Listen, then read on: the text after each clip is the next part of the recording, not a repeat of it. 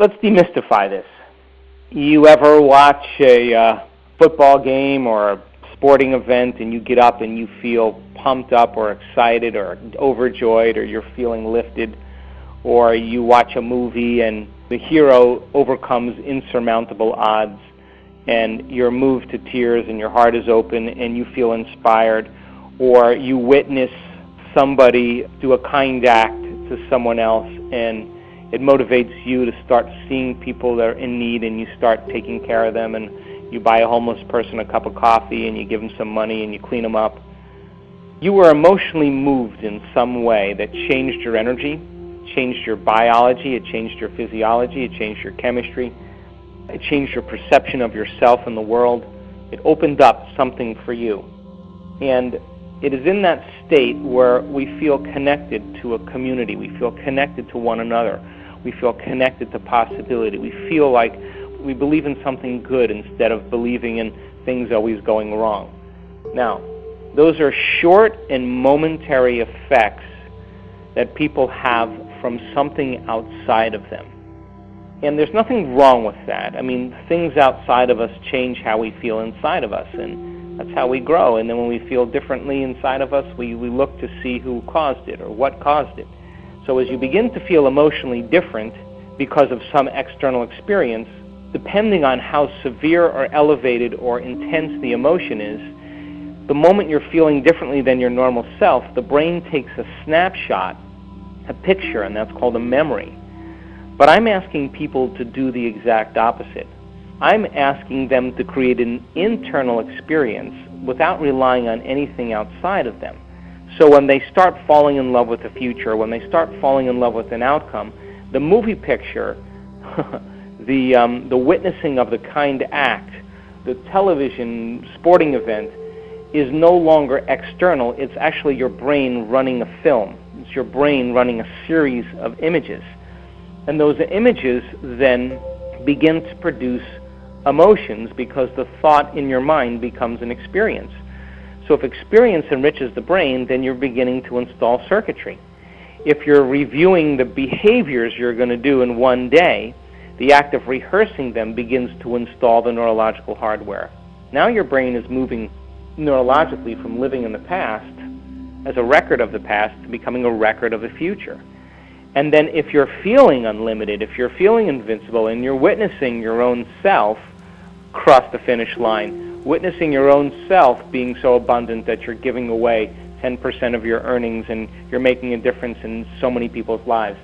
If you're falling in love with your own personal life in a certain way that's not even a reality yet, but it's in your future, you're beginning to emotionally condition your body from living in the past to living in the future.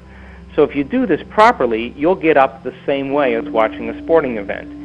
You'll get up the same way as watching a hero overcome the conditions in their life, because that hero is you. But you're no longer doing it by something outside of you.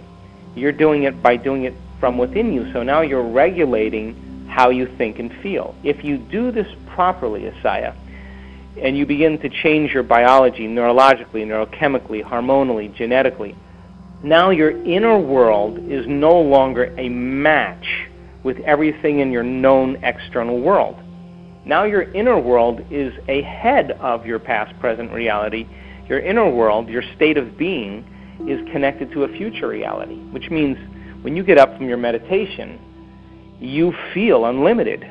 If you're going to create an unlimited life, you better feel unlimited. If you're going to create an inspired life, you better feel inspired. If you're going to create a magnificent life, you're going to feel magnificent. And when you feel that emotion, it's going to be connected to something in your future, that thought. So now, doing that properly means, wow, when you get up, your heart is open. When you get up, you feel empowered. When you get up, you feel like you have energy. That's our natural state of being. So then your job then, when you get up from your meditation, is you're in a different energetic field. You're in a different level of consciousness. Your energy is lifted, and now you have available energy to execute and design your day or live in your day. In other words, your brain and body look like the day already happened. But your job then is to maintain that modified state for your entire day, independent of the people in your life, the problems in your life, the conditions in your life, amount of time you have, the place you have to go, the things you have to do, all of that is no longer controlling how you think and feel. Those things are still happening, but you're in a different state of being. That means you are in your future present reality instead of your past present reality. Now, let's go a little further here. If you come to a progressive workshop, you will deepen the understanding of everything that we talk about in these teleclasses, and you will deepen your understanding by so many levels than even the books, Breaking the Habit and the Placebo, because you're getting it from 5 different ways. You're in and out of meditation, you're sharing with people. It's a very engaging process. We just did one in Toronto this past weekend, and it was a super success. People walked out of there understanding, saying, I understand it on a much more implicit and much deeper level. Now, if you come to a progressive workshop and you sign up for an advanced workshop down the road, we bring in a team of researchers where we can measure your brain and show you that you're there or that you're not there and give you the tools on how to get there. We measure when you're feeling frustrated or impatient or angry or resentful, and when you're feeling gratitude and wholeness and kindness and compassion. And we have labs where you can practice that, and we can see that you're actually able to do that by getting feedback from a machine. We're measuring your energy, we're measuring all kinds of things. So the act of doing it right requires some practice, but progressing this, you'll get the feedback to let you know when you're there and when you're not there. Now, the last point is that if you're doing it properly, then you should see feedback in your life. That's why we're doing all this, to show you how powerful you really are. And you get up, and all of a sudden you start having synchronicities, you start having opportunities, you start having doors open in your life. Now you know that it's the result of what you did. So the moment you see something show up in your life, it will happen in 1 millisecond. The moment you see that opportunity present itself to you, you're going to think this thought, I created this. That's the thought you're going to think.